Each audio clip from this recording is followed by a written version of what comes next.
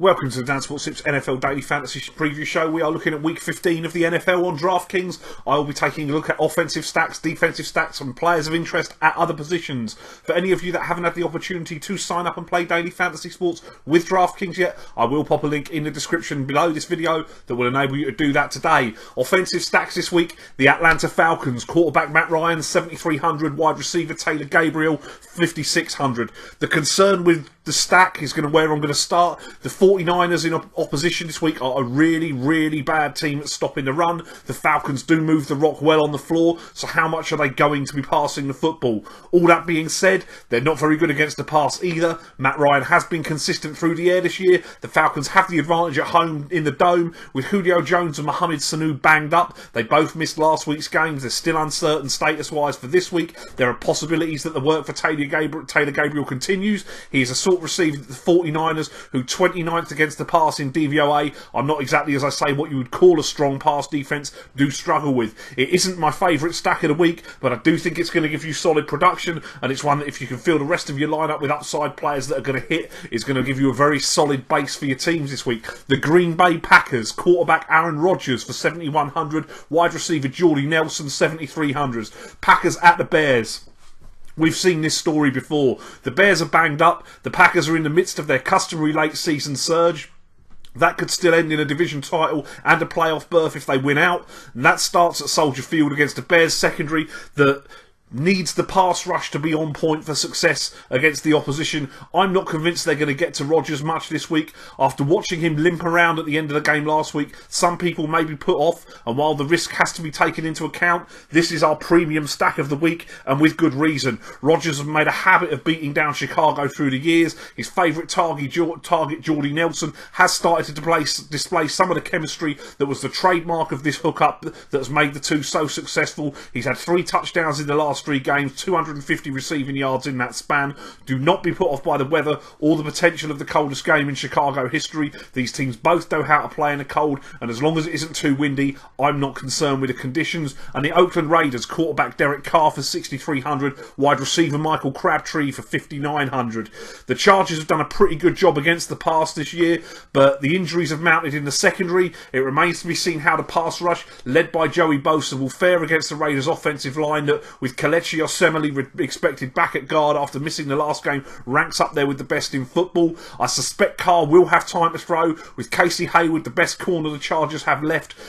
He leads the league in interceptions this year. He's expected to track Amari Cooper in this game. Crabtree will be facing cornerbacks who cannot match up with him for ability or experience. He's one of the favoured red zone targets, and as such, he looks a rock solid play with Derek Carr this week in a game that could well profile as a shootout with that Oakland Raiders defence. Couple of defensive stacks this week. I'll take running back LeGarrette Blount for $5,000 and the Patriots defense and special teams for $2,800. The Denver Broncos cannot stop the run, but they do excel against the pass. A big bruising back like Blount who carries tacklers with him is the nightmare scenario for these Denver Broncos. He doesn't get involved in the passing game at all, but that shouldn't be the focus of the New England Patriots this week. 100 yards is an easily achievable target for Blount this week. There are obvious reasonable end zone chances as well. The Patriots defence is a strange matchup for New England. New England defend the run well, but the Broncos do struggle to move the ball on the ground. Malcolm Butler will probably be covering Emmanuel Sanders. He's one of the better corners around. He's playing really good football at the moment. That's going to leave the rest of the defence to take away Demaryius Thomas and put some pressure on Trevor Siemian. I think Denver are going to struggle to put points on the board in this game, and I think the Pats defence is a sneaky strong play.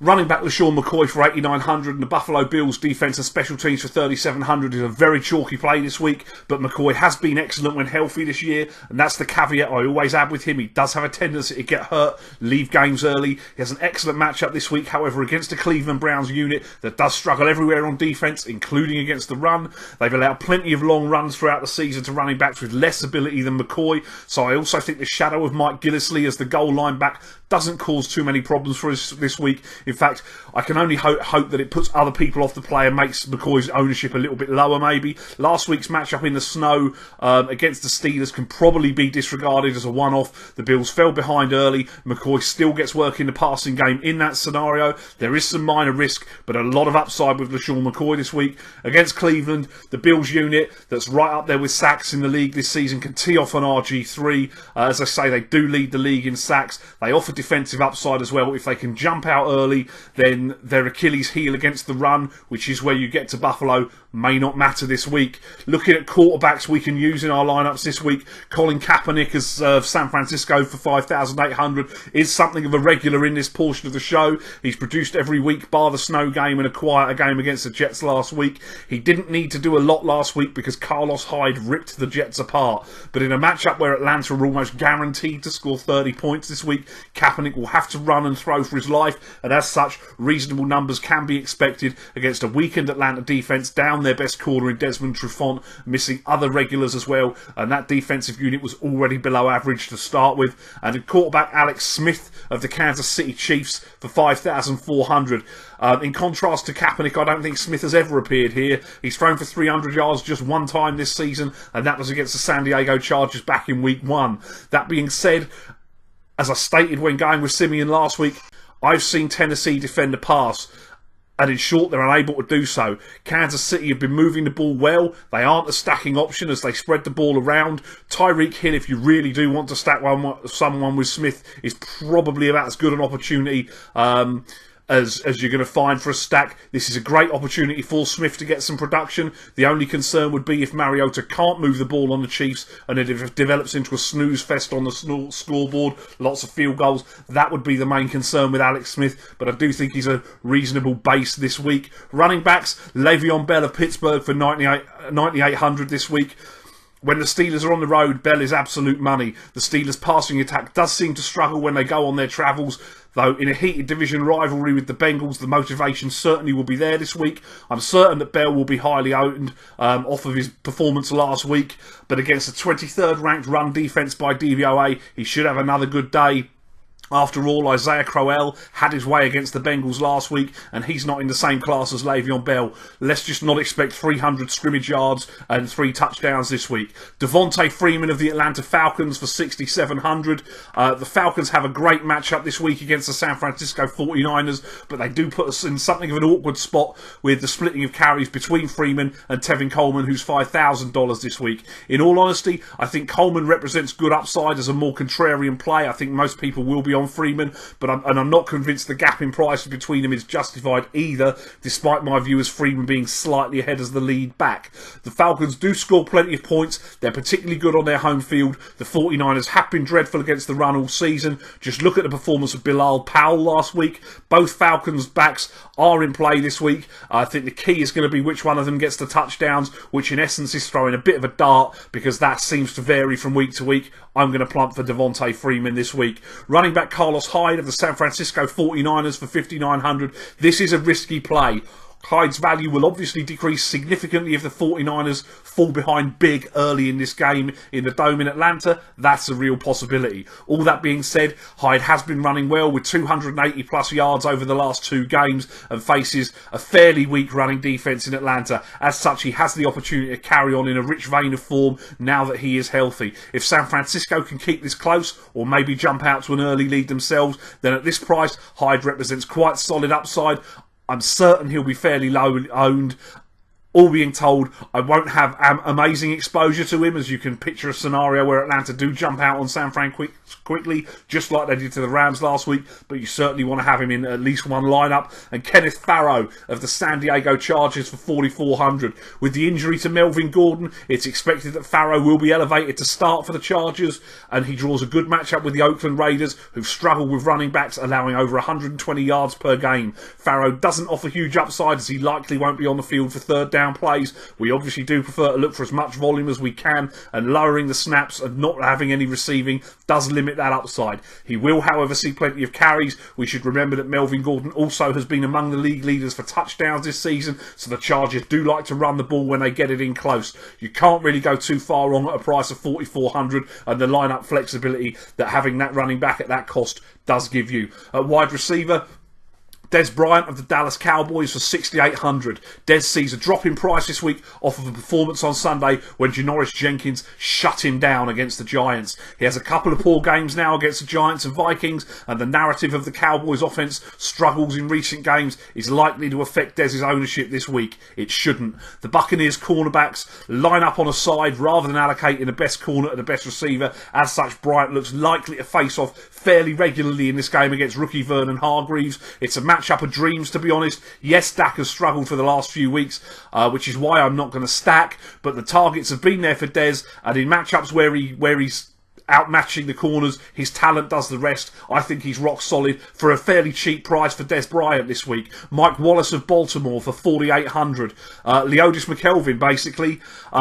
As I say, week after week, we've seen McKelvin struggle with deep receivers as they run past him. It's somewhat curious, really, because the Eagles' defence fails the eye test for me, but the unit does rank 3rd overall in DVOA. Wallace is the true definition of a deep threat, with 4 catches over 50 yards on the season. He does require those to pad his stats. As I say, it's something of a lottery ticket, but in what could be a fairly hard-fought, close game, Baltimore will need Flacco's arm and big plays, and Wallace is worth consideration in a lineup too. This is another one that I will have in lineups, but I won't have massive exposure to. Wide receiver Stephon Diggs of Minnesota for 6,200. Diggs' role in the offense has changed somewhat throughout the season, starting on the outside, running deep, leading to a couple of big performances early on in the season. He's now more of a possession receiver as the injuries have mounted for Minnesota. The offensive line has suffered as the tackles went down. They weren't able to protect Bradford, resulting in them needing to make these quick, short throws. Diggs is something of a PPR monster for us on DraftKings in the right circumstances, such as this week against the Indianapolis Colts defense that is bad. Even Vontae Davis is struggling on this unit this year, and he is by far the best player, and they rank 26th in DVOA. Diggs has been very quiet since getting a foot injury that did force him to miss the Thanksgiving game. He's been below par the last couple of weeks. I think that could keep ownership low, but this is an excellent matchup and Diggs offers great upside this week. Dontrell Inman of the San Diego Chargers was on the show last week, 5,100 this week. He's been quietly the best receiver on San Diego for a while now. Travis Benjamin has been injured, but on the field, mainly as a decoy. Inman has found the end zone in 3 consecutive games, and in a matchup against the Oakland Raiders, where Oakland are expected to score, and Melvin Gordon absent through injury, the ball may spend a lot of time travelling through the air. Inman has earned himself a fair share of targets, and I don't know that his price reflects the workload I'm expecting him to see this week. JJ Nelson of the Arizona Cardinals for 3,900. I've put Nelson up a few times on the show this year, but never in the right week. He does feel a little bit like playing bingo, but with Michael Floyd having been cut by the Cardinals, there are less obstacles in the speedster's way now. He's lightning quick, as shown on his touchdown run last week. Screen passes and players coming out of the backfield are not a strong point for this Saints defence, nor are slot receivers. That puts the game plan right in Nelson's wheelhouse for a home game against what has been an improving pass defence for the Saints that now ranks 17th in DVOA. All that being said,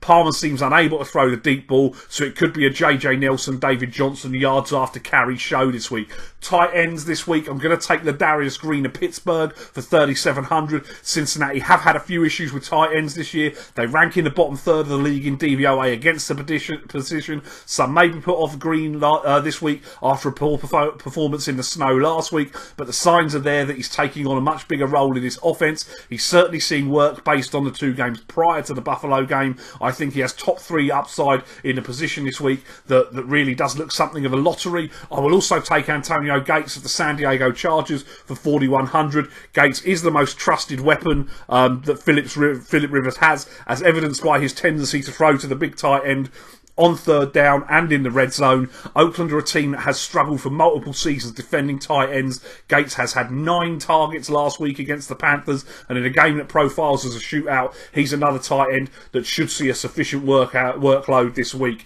And finally at defence, the Baltimore Ravens for 3,100. They are an outstanding defence when it comes to stopping the run. I'm assuming that we've all seen Carson Wentz and the way he's played since somewhere around week 6 of this season. Philly's line is banged up as well, increasing sack potential, and the turnover-prone Eagles look set for another battle here as their season is basically finished, while Baltimore has everything in play still. This could turn ugly quick. Baltimore look a very strong play on defence this week. That is what I've got for you this week. Best of luck with your lineups. Do please like the video, subscribe to my channel, follow me on Twitter at dansports.tips, and don't forget to tweet me out screenshots of any lineups that you've had success with using the show to help you construct them. I'm here every week through the season and the playoffs. Best of luck. See you next week.